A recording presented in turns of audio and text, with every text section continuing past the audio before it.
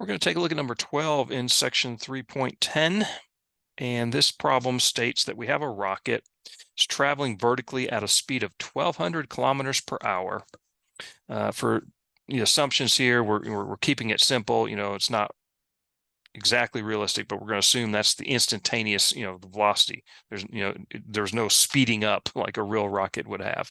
So it's just that speed all the time. Okay. The rocket is tracked through a telescope by an observer located 14 kilometers from the launching pad. Find the rate at which the angle between the telescope and the ground is increasing 3 minutes after the liftoff. Give your answer to 2 decimal places. All right.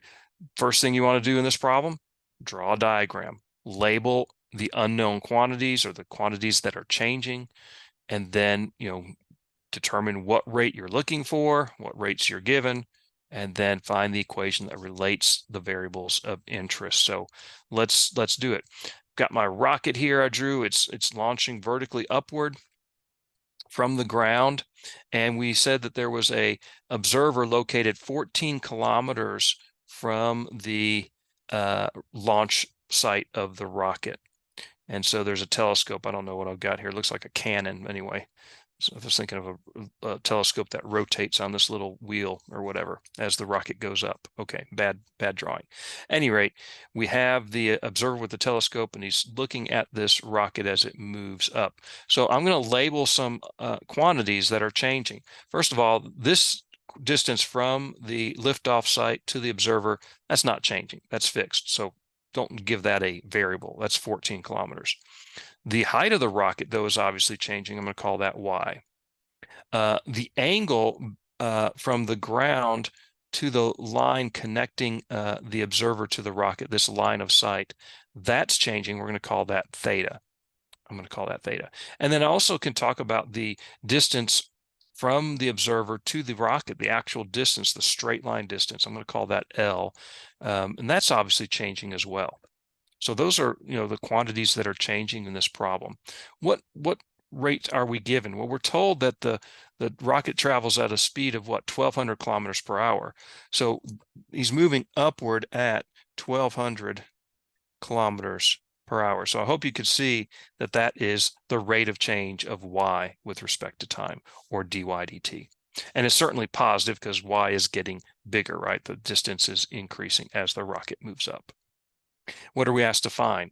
Well, we're asked to find the rate at which the angle between the telescope and the ground is increasing, right? So obviously the angle here is what we're talking about, and we're looking for the rate of change of that angle theta with respect to time. So that's d theta dt. And we do want to find it 3 minutes after liftoff, okay? All right, so before we proceed, let's see what's the equation that relates our variables of interest. Well, I've got theta and y really are my variables of interest. I also have L, but what just connects theta and y? Now, from trigonometry, I have a right triangle here.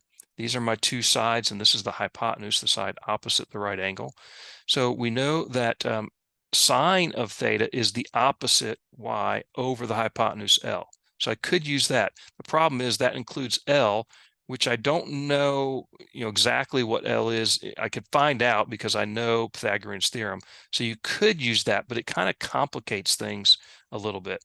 On the other hand, if you use tangent of theta, tangent is the opposite over the adjacent, right? Remember, tangent theta would be, the opposite side over the adjacent side. Opposite or adjacent side. So the opposite side being y, adjacent side is just 14. And that's what I'm going to use because y divided by 14, that's going to be simpler to find the derivative of than y divided by L. Y divided by 14, by the way, is just 1/14 y. I would write it that way because my next step from this equation is to take the derivative with respect to time of both sides, right? And when I do that over here, I'm not going to use the quotient rule.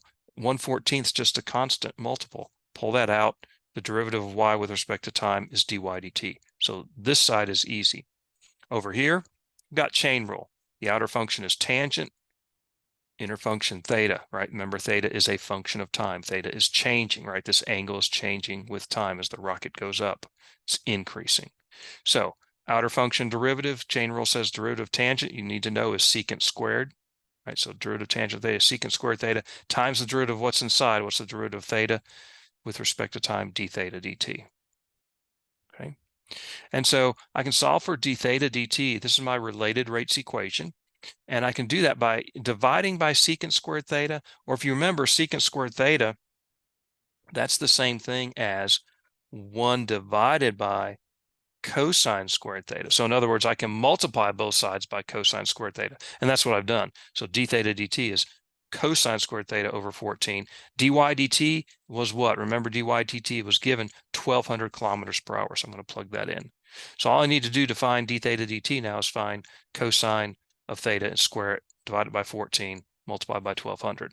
So how do I do that? Well, what's happening 3 minutes after liftoff? What's going on? Well, first of all, 3 minutes is the same as 3/60ths of an hour, right? 60 minutes in an hour, or 1/20th 0.05 hours.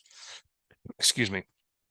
So since we know we're traveling at 1200 kilometers per hour upward, what's y going to be in 3 minutes? Well, 1200 kilometers per hour times 0.405 hours gives me 60 kilometers, right? Distance equals rate times time. So there's the value of y, 60 kilometers.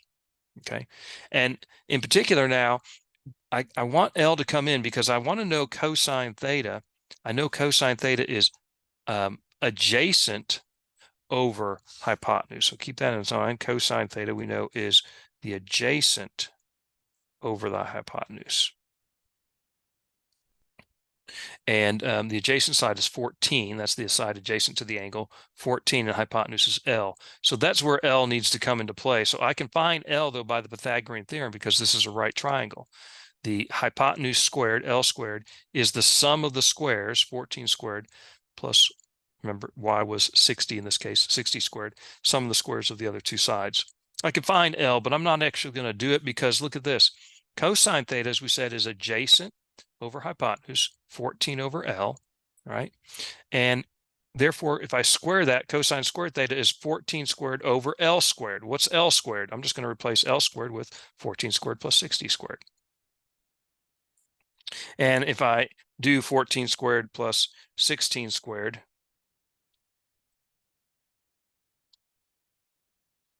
I get, well, 60, not 16. Sorry. Let me do that again. 14 squared plus 60 squared, I get 3,796. And so that's what this thing is. This thing right here is 14 squared over 3,796. Okay, so when I plug that in here, notice I've got a 14 down here. So that 14 down there will cancel with one of these 14s, and I'm just left with 114 up top over 3,796 times the 1,200. So if you multiply that out in your calculator, you should get about 4.43. Let's just confirm that. So I'm going to take 14 times 1,200, and I'm going to divide that by 3,796. And there we get it. Notice again, they wanted to round to 2 decimal places, if you recall. And so we need to round that 2 up to 3 because look at the next number, it's 5 or greater. So remember your rounding rules there. And notice the units are not in degrees, they're radians per hour because we know that's the information we were given, right? There's nothing about degrees in here. If we look at the units here, what are the units? Well, the 14 here is in kilometers, right? The 14 is in kilometers. And dy dt is in kilometers per hour. So literally this is over here is in per hour. You know, kilometers cancel. This is per hour. Secant or 1 over cosine, either way, that's unitless because you think about cosine, it's adjacent over hypotenuse. It's kilometers, 14 kilometers divided by L, which is in kilometers. Kilometers divided by kilometers is unitless. So there's no units there. So d theta dt is literally per hour. Per hour. Remember, radians are a unitless measure of angle. So there's no degrees in here. It's radians per hour. Okay, so a little tricky with the units there, but I hope this makes sense. These are really involved problems, but really illustrate the power of calculus, the things that we can do even though this problem is very contrived and there's a lot of assumptions we make. It's very nice to see how this all comes together. Okay, I hope this is helpful for this problem.